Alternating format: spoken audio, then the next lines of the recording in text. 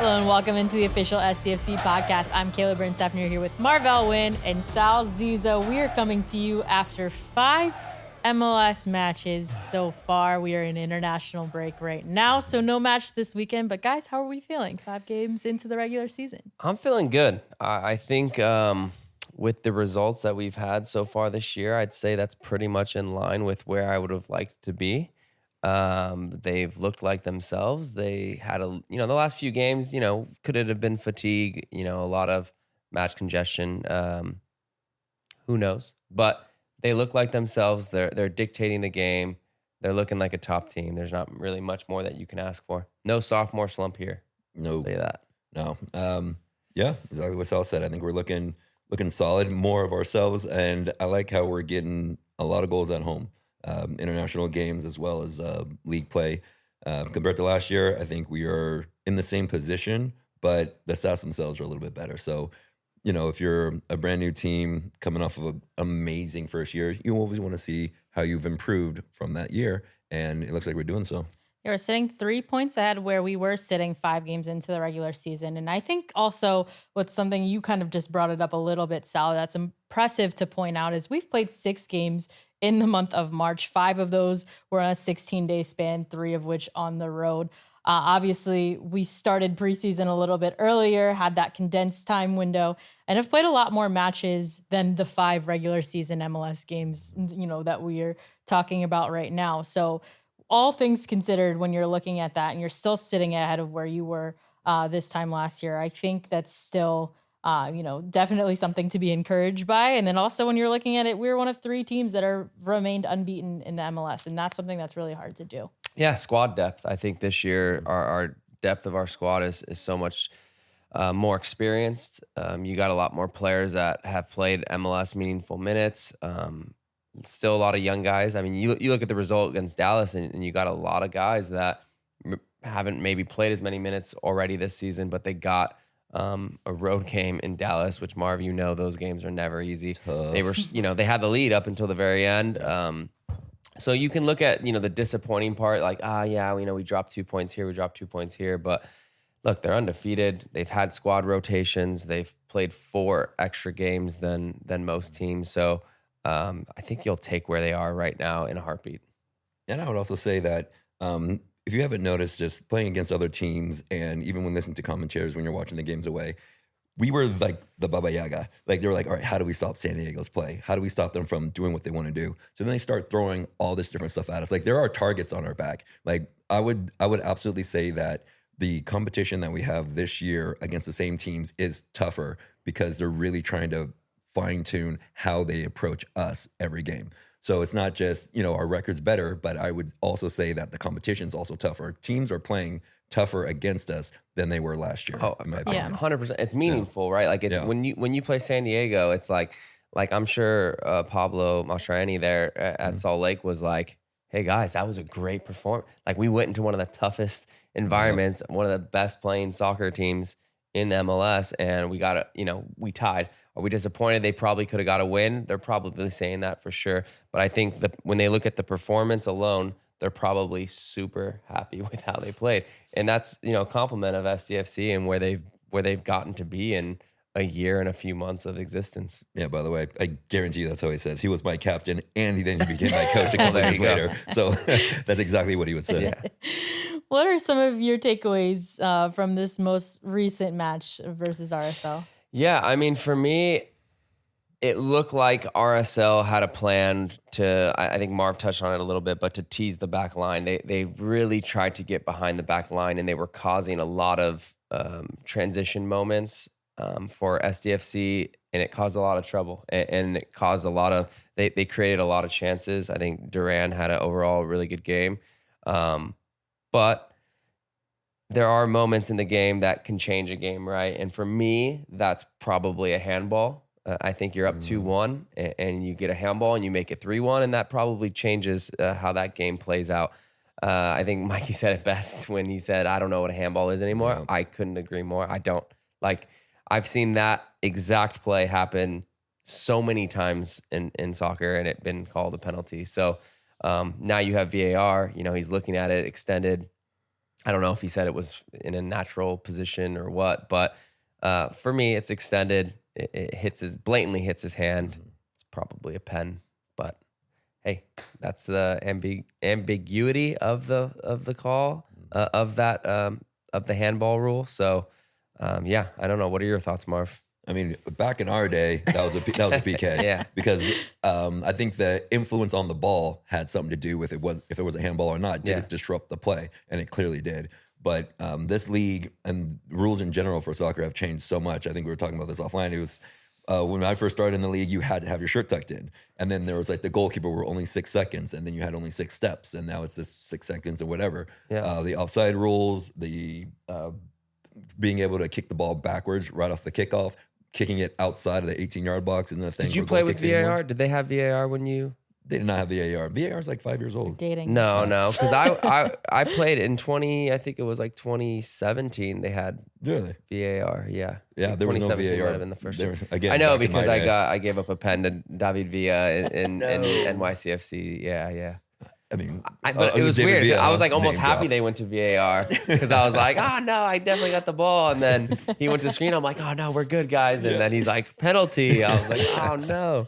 So he can sell it. Yeah, David Villa. Oh, and also adding to the game, I was always thinking that Animal Godoy was our gritty, hard-hitting guy only, but Chris McVeigh, he's coming out too. I mean, every team's got to have their Bash Brothers, but maybe these guys are like, man. Hit Hermanos. I don't know. I don't know how you do it, but he's getting into some tackles and he's getting in there. So hopefully he is able to come back and not be one of those guys who are like, all right, we find him, he's gonna give us fouls, bait him into whatever. He's kept a cool head for the majority of his time here. So. Well, he'll have to miss the next game, right? Got the double yellow, got the red card, so He'll be out for the next match slightly for San different. Jose. But Manu's been a beast back there all season as Off well. the goal line. I mean, yeah. Honestly, I don't think you do can we anything talk about that it, play? I know, great. Marv. What would be going through your mind if you were in his position on that play? First of all, immediate freak out. But then right after that, there's no time to really dwell on what just happened. What's next? The ball's still right there, so you got to go out and attack it and then clear the lines and then get everybody up. But, I mean, clearing it off the line is always one of those feelings that it's just, what just happened, what's next, and then move. It's frantic. That's hectic. No, it happened so quick that I just thought you probably didn't have time to think about all what you just thought about, but definitely when it hit his heel, then it's about the next play. So yeah, that was wild that didn't go in. We had so many plays like that, I think, through the course of the season. Just speaks to the success that Manu Dua has had with this club, and we've heard it from even Mikey himself in the post-game press conference, just talking about his impact in this style of play and also in this team and what he's been able to do. So I don't think that we can state that enough.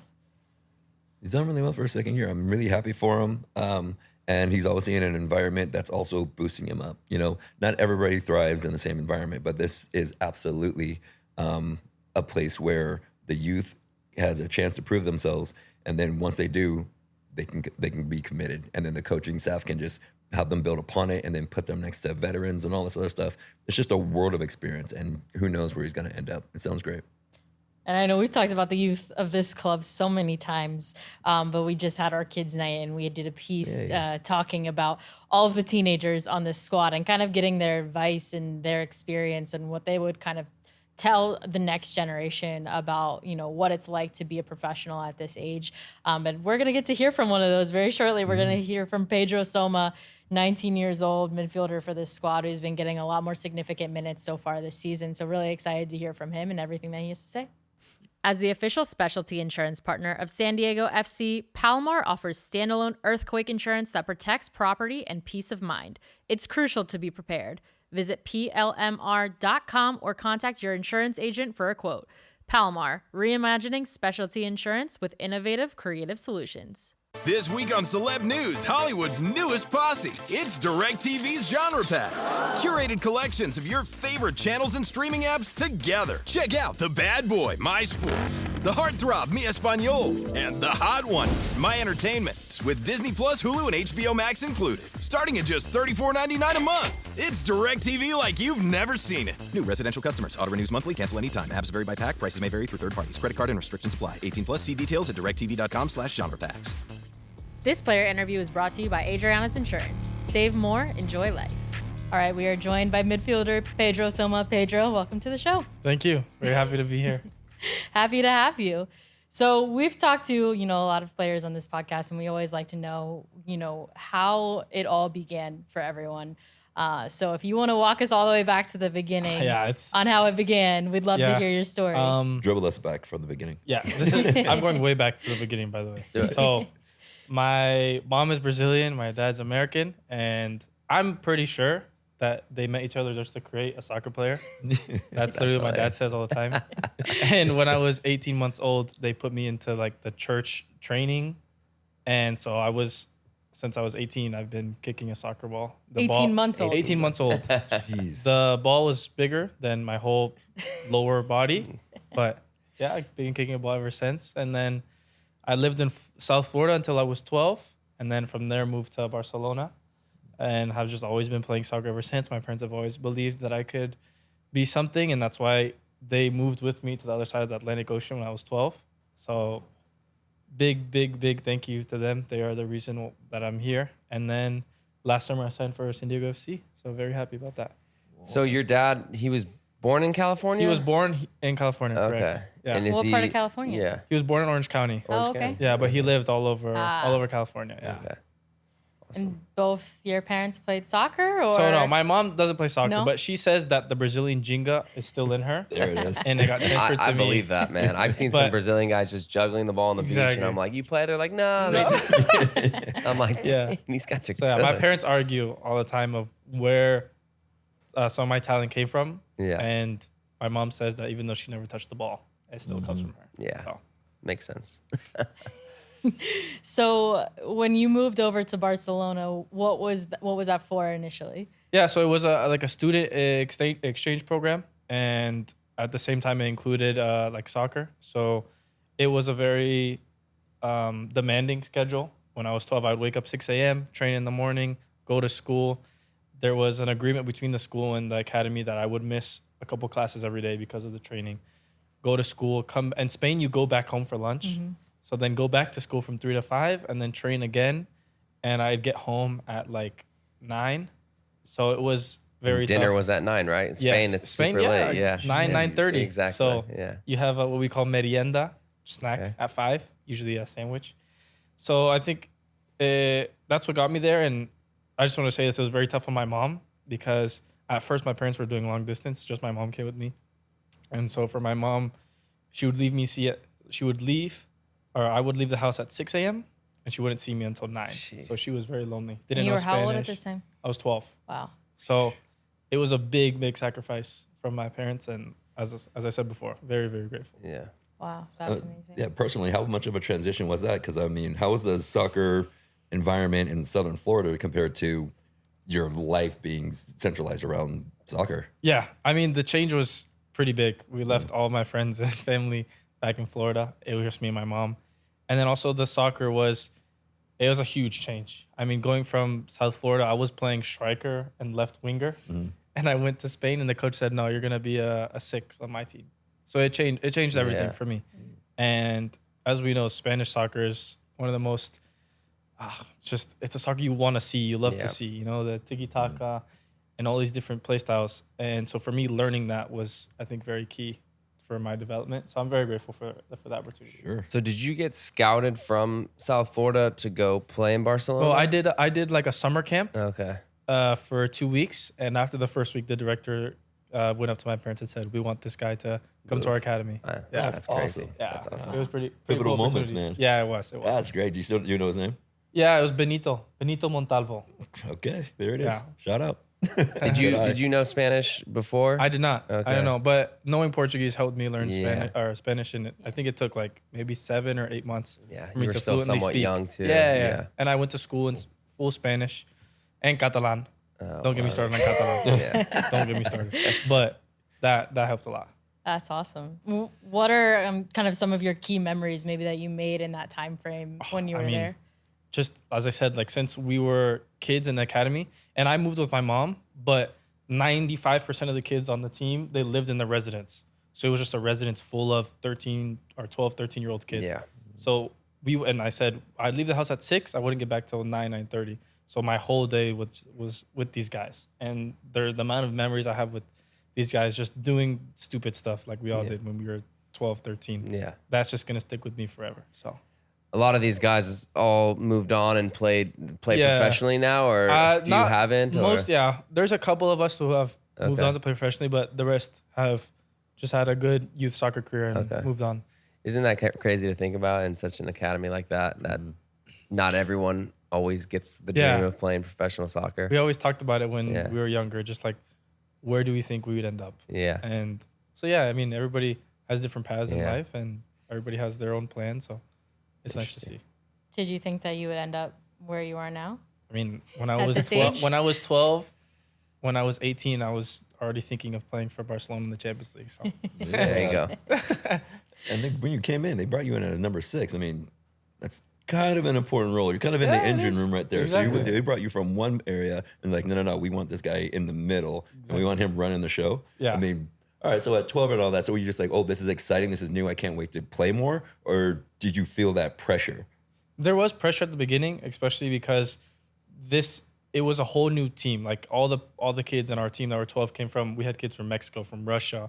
We had kids from Senegal, I think, as well. So it was a whole brand new team. And the coach gave me the responsibility of playing that pivotal role. And that year, we actually won the league. Hey. And in the last game, the last second, I scored the winner to win that league. No way. And so it was when I moved to Spain, it was a temporary thing. It was supposed to be 1 year. Sure. But that temporary 1 year became temporary 7 years. That's So- awesome. And yeah, so right before COVID, my dad also came to Spain, and then his company started working from home. So he just said, okay, I'm staying here as well. Yeah, your family's still over there, right? My parents just moved to an apartment on the beach in Barcelona. Wow. Good for them. Could be They worse. are, Yes. they're super happy. You can call them right now. They'll be smiling. So very happy for them. That's awesome. Yeah, we've seen them, I think, a few times here. One for your Yes, signing. they were here. and a They were here couple for 2 times months. They've been here. Well, they came January 8th and they left March 10th. And so, because I just moved to my new apartment. And so when people were asking me, how does it feel to live alone? I said, I don't know yet because my parents were still around. That's awesome. What's it been like to now that have their support as you transition into this new role with San Diego Yeah. FC? I mean, my parents have always been there for me. And I truly believe I couldn't have done anything that I've done or anything that I'm going to do without them. They've literally been next to me, pulling me forward, not even just holding my hand, but literally pulling me forward to complete and thrive towards all my goals. So they're up here. How did everything come about with SDFC? How did you end up kind of making that transition over to here? Honestly, it was the fastest thing that ever happened to me. It was like a Sunday where my agent told me that San Diego FC was interested. And on Thursday, I was flying from Barcelona to San Diego. It was the quickest 4 days actually, it was the longest 4 days of my life. But it was the quickest process that ever happened. The first contract proposal that my agents went back and forth with San Diego. And after talking to Mikey and Tyler, this was the best project for me, I think, in the world.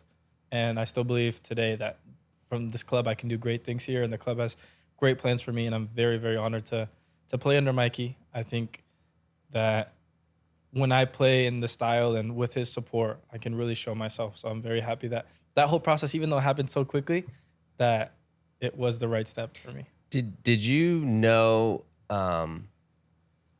how SDFC runs things as far as giving a lot of younger players minutes and letting them showcase on the field? Did you know much about that when making your decision? Did that influence your decision? Yeah, so where I was at that point, I wanted to make the next step in my career somewhere where I could go and play, but at the same time, prioritize development. Yeah. And before I even stated anything to Tyler or Mikey in that video call I had with them, that was the first things they said.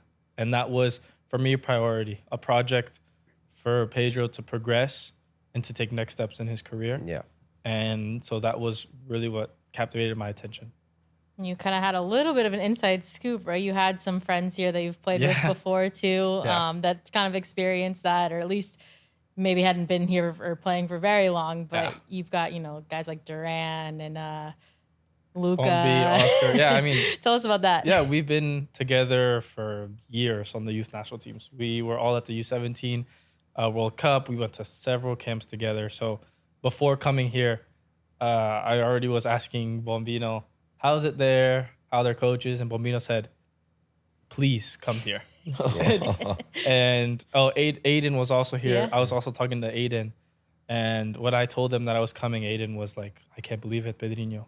I can't believe it. You're actually coming here. And he would call me every 5 hours while I was packing my bags. I said, Aiden, I have to leave tomorrow. Leave me alone, please. So, yeah, I mean, those boys, especially the video that came out the other day, Yeah. it shows that we've been together for 4 years, and it's so cool just for all of us to be together here playing.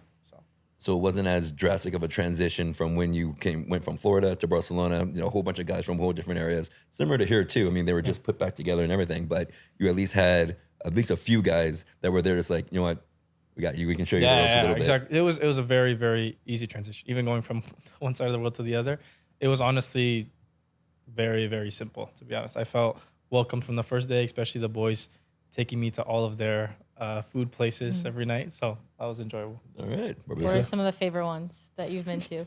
Let's hear it. They love Chick-fil-A. they love Chick-fil-A. That's normal. Chipotle is always there as well. The boys, we always go to either Wood Ranch or Texas Roadhouse whenever we want to sit down and have good steaks and stuff. Yeah. And then they also love In-N-Out, man, all the time. That's very All these SoCal Yeah. staples. Yeah. Texas Roadhouse have that honey butter? Yeah, the bread. So. Yeah. Yeah, we devoured the bread. When we go, there's like 8 of us. They bring the Yeah, bread like out 6 5 of them. times. Yeah, yeah. It's bad. Don't tell Mikey, though.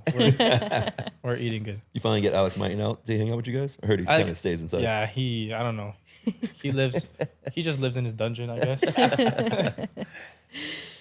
So you touched on it a little bit of like, being able to have these guys here to kind of help you get acclimated, but you also walked into a position group with, some of the most experienced guys in the league and, great leaders within this team. What's that been like to be able to learn within your position group from guys like Anibal, Yepe, et cetera? Yeah, no, since the first day that I arrived, Mikey said, I want you to learn as much as you can from Yepe and Anibal. And since the first day, they've taken me like a little kid, and they call me and Anibal like son and father. They call us Simba and Mufasa. So That's great. yeah, I mean, they talk to me all the time. And the most important thing is that I'm constantly learning from them. And the best thing is that Yepe and Anibal believe in the potential that I have. And so when they push me, I know they're pushing me from a place in their heart of they want me to take more steps. So I really, really appreciate everything they do for me, and hopefully we can continue in getting better. That's sweet. I kind of love that. That's great. And then I want to hear a little bit from you. We're about to play San Jose away in 2 weeks. That's where you had your debut with this team. Yeah. Take us back to that moment and just share what that was like for you after everything that you've kind of been through in your career to get there. Yeah, I mean, that game was special because we were up, down 1-0.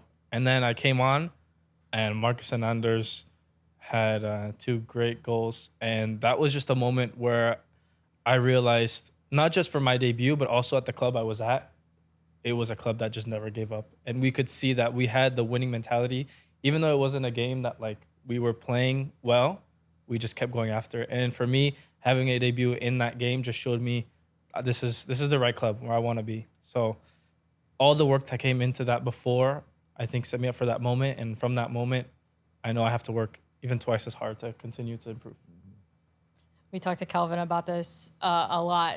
Last year, he said like that was one of his favorite moments, just seeing the post-game celebration with that team, because it felt like just the unity of that group and how they fight until the very end was just like a representation of everything what this team is about. For you, and you're seeing that and you're having that, personal moment for you. Yeah. What was that like towards the end of the game? That was, when we finished the game and we looked up into the stands and all the fans were there, I didn't realize the fans were there until the end of the game. And I looked up and I was like, wait, there's a lot of them. And so we went and we did the thunder clap and we ran and put our arms up for them. And so that was very cool. For me, that was a first experience of really playing in front of away fans that came with us and traveled with us for an away game. So it was very cool for me to see that this club is such more than the 30 guys we have on the roster, you know? So that was a moment that opened up my eyes. And after that game, we played at home, and then I saw what really our fans can do. So that was very nice. Beautiful fans here. I'll say that. I mean, Yeah. whenever you travel and you have these supporting fans, it gives you that extra energy on the road. Yeah. Sometimes makes you feel, when you play in these tough environments, it's like you can almost feel like you're alone, in this tough environment, and you got the players next to you. But when you have the fans as well, even if it's, 20 fans that are just out there, it definitely brings more energy to the team. So. Yeah, I agree. What's been maybe your favorite experience from last season and the season combined, so far with this club? Wow. I think for me, it's when we beat Portland 4-0 at home, because when we were there away, they were kind of like, they were very annoying. Annoying as a nice word, to not say anything else. Oh, I got you. We both played there. You played for Yeah, them. I played for them. You played for them? Nah, that's bad, man. But total respect to Portland, but they were very annoying in that game. So coming home and beating them 4-0 was my favorite moment. And Just tasty. yeah, I can tell you that we celebrated in the locker room. We were very happy about that. So that was my favorite moment so far. Yeah, so you weren't the only one to feel it. It wasn't just like to you they were annoying. It was like Everybody, no. yeah. Here you go. I had to hold back Anibal in Portland because he was trying to fight them. I had to hold back my dad, That moment, I mean, really was a catapult though for this club, Yeah. going into the playoffs, and then, beating Minnesota at home as well too, and being able to, I think, do what not many MLS clubs can do in their first year. And you coming in and being a part of that for the first time and seeing all of that, I mean, I'm sure that's got to be like etched in your memory forever. I mean, the first season, it was special for me. I came in and it was just like it was more of a 6 months of learning the club's mythology and how we play and the way we train, especially since I was gone for a month with the World Cup as well. Mm-hmm. So for me, those 6 months was more about learning and also watching, and especially watching Anibal Yepe. So me just witnessing all of that from the bench most of the time was just a learning opportunity. And then I was celebrating more than them, I think, because they were tired after the game. So I was the one jumping up in the air. Off the pitch, we have some things that we've acquired that you're interested in. Uh-oh. You've been golfing a little bit. Who told you that? Don't worry about it. A little birdie. Look, I'm telling you, golf is not for me. I'm so bad, but I don't know why the boys keep telling me to go back.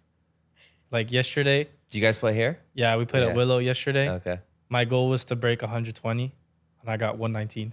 Hey, That's Always so bad. learning. you did it. You did it. Like I've been so good at everything except my driving. And then yesterday we played, and I was good at driving, and I sucked at everything else. Oh man, that's golf. Literally, that's I've golf. heard. I don't play golf either. You don't. but I play. It's fun. It's fun. Good I time, told Kelvin the other day I'm never playing again, and then I played yesterday. No, it's a good That's time. how they hook you. We just You gotta gotta get gotta get get into that better. mental state. We can't be having you. Once you golf. start getting consistently under 100 is when it will most likely start to be fun. And Yeah. Once you do that. But the thing is, then- by hole 12, I just want to go home. yeah. Yeah, that's funny. And then we also have that you're also continuing your studies. Is Yes. that something you can tell us about? Yeah, I'm doing online university. It's called European Union Business School. So I'm studying sports management and business. And I'm doing part-time because I could, with the time that we have here, I could not do full-time. So I'm doing 3 classes a semester, and it's a heavy load. But as I said, it's part-time, so it's better. Actually, right now I'm doing my midterms. So as soon as we finish this, I'm going home and I have to do my midterms because I'm a little bit behind. But yeah, I'm enjoying it. As I said, I don't think I said if I'm studying sports management and business. I don't think I said that. I did That's say awesome. that. Yeah. Yeah. So yeah, there's so many classes, different. I study finance, accounting, normal business, and then it goes more into sports later in the year. So it's a total 6-year process Oh wow. because I'm doing part time. yeah. So if it was full time, it'd be 3 years. But so yeah, when people ask me when do I graduate, I say don't worry about it. Yeah. Eventually. When it's done. Eventually, yeah.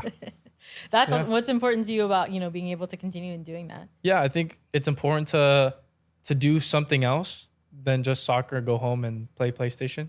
like Ian Pilcher. But no, I'm joking. Ian already graduated college. He did tell us about playing PlayStation. Yeah. But and then also I think the thing that drives me the most is that my mom makes me do it. So Yeah. I don't have a choice. There I you have go. to do college. So, but I'm doing pretty good. I got 3.9 GPA in my first semester. So hopefully I can There you keep it go. up in the second semester. Congratulations. Thank man. you. I Good appreciate luck. it. There you go. What are some other goals that you have for yourself on the pitch? Looking at, year 2 for you, what's in your mind for what you want to achieve? Yeah, I think this is a big year for me. I think, first of all, team-wise, we want to win the MLS Cup, which we were so close to last year. And then individual goals, I just want to continue learning, getting more minutes, and being an important figure at this club, especially because the club looks for us young players to take the next step. So I think that's something that I'm looking forward towards this season to be able to build on and then keep. How do I say this? Just to be a part of the club where when you think of San Diego FC, you think of my name as well, and that's something I would be really proud of if I can accomplish that. That's awesome. I love that. So both your parents would love to. I Yeah, know. I know Tyler's mentioned that too, actually. Yeah. Like, we want to create players where, they become synonymous with SDFC that we can then, move on to maybe bigger clubs, in Europe, which is a pretty cool thing for a sporting director to want. It's a nice goal to have, especially as a young player. Like, Marv and I were part of teams where it wasn't, playing the youth wasn't necessarily what the club was all about. And I think here it's been proven time and time again that you and others are going to get opportunities to show what you got on the field, which is really cool. And you guys are lucky to have. So Yeah. it's awesome. Yeah, we are very lucky. I agree. I have a note here. I listened to an interview you did, this was years ago, where you said that growing up, your dad would give you candy if you scored goals. Yeah, Reese's. Reese's, My that favorite. was the one. That's a PCs good or cups? The cups. Reese's Okay, cups. nice. Those are my favorite. Yours as well? Yeah, but I like the holiday versions too, like the trees Oh, and and the the- Easter eggs. yeah, Oh man, yeah. the Easter one's coming up. There you go. You gotta stock Wait a couple up. weeks. Wait a couple weeks. They'll go on sale. They'll have extra in the store. His kids are like, Dad, can I have the candy? My candy. You didn't score. No, exactly. Do you credit that for, some of your success and your drive to The Reese's definitely made me a little bit fatter. So You go. Motivation. Bulk Though. That's what it was all motivation, yeah, about. exactly. Yeah. but yeah, it was at the beginning. It was every goal contribution. As I said before, I was a striker or left winger in South Florida. So it was every goal contribution, one Reese's cup, and they would come in 2, right? So it would have to be 2 goal contributions. Yeah. But then since I was scoring goals so much, my dad changed it to 2 goal contributions for every Reese's. Couldn't give you a king size. and No, just he go for it couldn't. now. So I'll just tell you, in South Florida, I had a lot of Reese's. Yeah, that's There you good, go. man. When I went to Spain, not so much. He wasn't anymore. shipping him over? They changed me. They changed Oh, my position yeah. to 6. Remember, I didn't have any more Reese's. That's probably for the best. What about the league winner? Huh? What about your goal for the league winner? The tournament He winner? gave me a huge bag of Reese's. Yeah, in the stockings in Christmas. Yeah. They just filled it up with Reese's, that's great. but not like the cups, like the little mini ones. You yeah, know what I'm the talking miniature about? ones. Yeah, I ate all of those. What a dream. That was a good dream. My dad used to pay me for fouling in rec basketball. So, I understand. She obviously my needed to be career a little bit Yeah. more aggressive. didn't take off, the way that it benefited your career. But that's only 6. You can do 6 fouls max every game, right? Right, I got $5 a foul. $5 So max. Okay, that's not bad. She started to learn as she got later in life. I learned the business side of Yeah, it, and exactly. But we have some fan questions. Speaking of dads, we have a dad of one of the players from this team that I believe that you're close with. Duran's father would like to know Barcelona or San Diego weather. Wow, that is hard. He has a couple other questions too. So They're both Look, nice, to be fair. They're both very Both, nice. yeah. The only thing why I would say San Diego is because Barcelona gets very windy in the winter, just because it's in between And that's terrible the for mountains playing. and Yeah. the ocean. So the wind gets very bad. That's the only reason why I'd say San Diego. But other than that, they're both very, very When your similar. parents were here, though, it was kind of raining a lot here, right? It was Yeah, raining a lot. jeez. We had like a week of Yeah. rain. And especially before we came for preseason, there was like the flood in Mission Valley and Yeah, stuff. yeah, And so all the mountains around the train facility turned green. So it actually made it look a little bit Yeah, nicer. yeah. So, February is a nice green time Yeah. in San Diego. He also has first name, last name, or full name on the jersey, and why? for me, I do my full name, Pedro Soma. It's just because my both names are very short. So I think it fits on the jersey. So Pedro Soma. Did your mom just want like Pedro?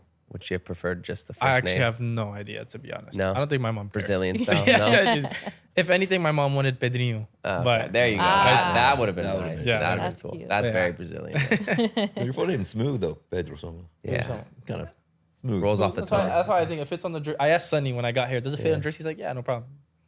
Let's do it. There's a story behind it. There you go. We've got one from Alejandro. He asks, who is the worst Spicy Uno player? So I'm assuming Wow. that he wants the answer to be Yeah. Spicy Uno. Okay. What is You wanna spicy know? Yeah, Uno? explain what I spicy wanna know Uno that. I think we all want to know. I kind of want to Okay. play spicy Uno by the sound of it. I So should have. Spicy Uno is a game. I'm pretty sure Ian, he made it up. Okay. And we play it, especially when we go on away trips. And then when we have boys' nights, we play it as well. Okay. But it's an Uno with specific rules. So, for example, when a 6 is played, you have to tap the table. And the slowest person to tap the table has to pick up a card. And if you play a 0, you have to change all the cards in the order you're going with. So I would give my cards to you, you give your cards to him. etc. And there's a bunch of different rules. I don't know why he called it Spicy Uno. I know why. Because Ian's a college guy. Yeah. And this was a former drinking game. I'm telling you, Turn to Ian knows Yes. everything Ian- about Ian all the really- games and stuff. Yeah, he was in college Okay. 4 yeah, years. He knows everything. college. He knows. Mark, come on. But this game, King's yeah. Cup, King's Cup. I was no. barely in college. I went and Okay. had lunch and left. But the most important thing about this game is that there's always a punishment for the loser. Okay. So, Okay. but don't ask us what the punishment Okay, we is. don't need to know about that. Fair But enough. who is the worst player? David Vasquez. That was fast. That was very quick. All right, those are the only team submitted ones that I have for you. So these are all from the fans. What is it like being among the youngest players on the team? I think it's pretty cool.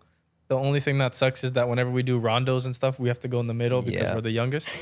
But other than that, as I said before, the environment here is so cool. I mean, the club prioritizes the young players to make those big steps, and so learning from the old guys is so cool for us. So for me, being one of the young guys is pretty cool. Especially, I don't know if you guys know this, but the day before game day, we do young versus old rondos, Okay. I love those. and I just love being part of the young team. Yeah.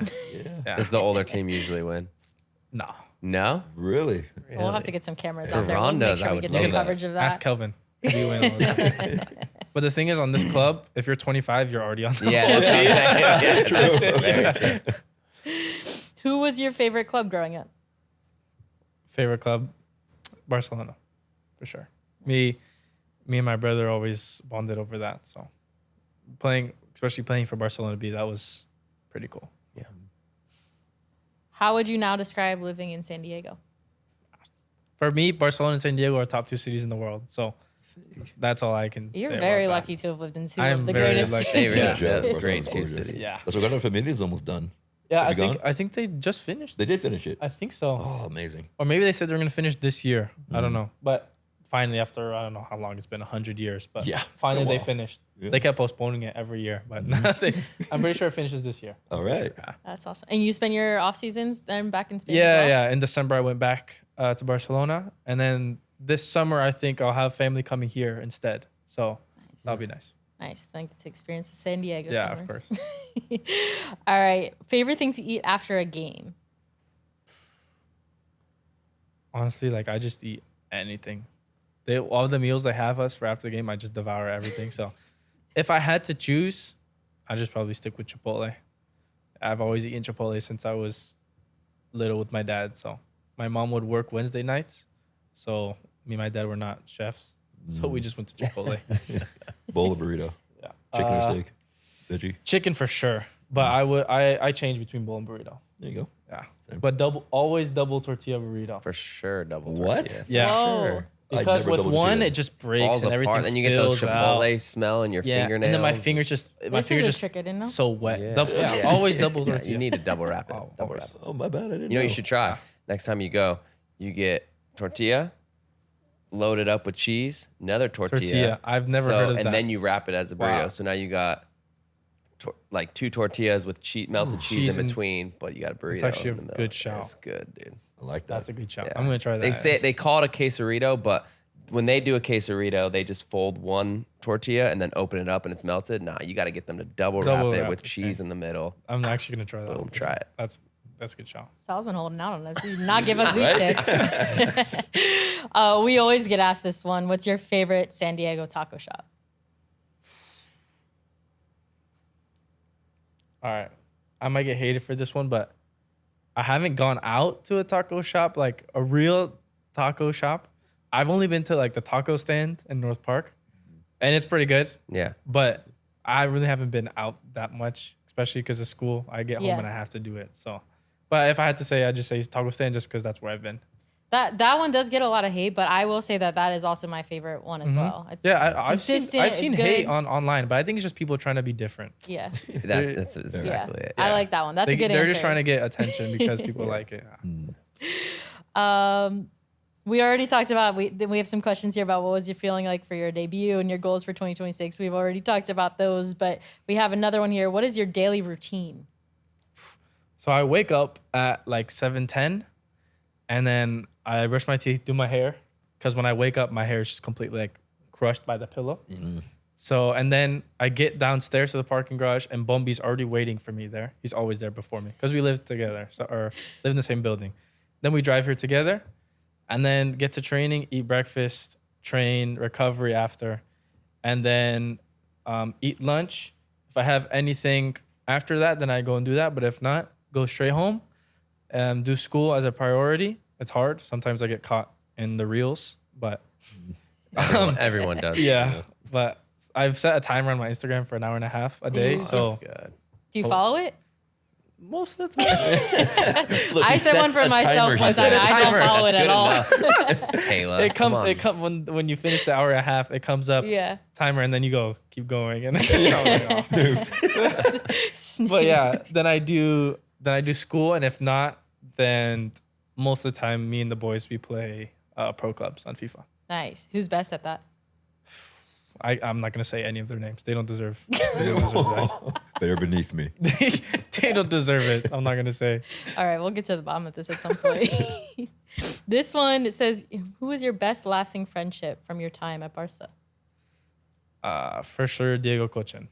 We've been friends since we were 11 years old. Same thing with Bombi, Oscar, and Duran, David. Me and Diego were also on the youth national teams as well. And me and Diego, we were both in South Florida, and we both moved at the same time to Barcelona, played on the academy together that first year. And then we also went through all the youth national teams. And then when I signed for Barca, when I was 18, we played that year for Barca B together. So me and Diego have been best friends forever. And so that was for sure the best relationship I had.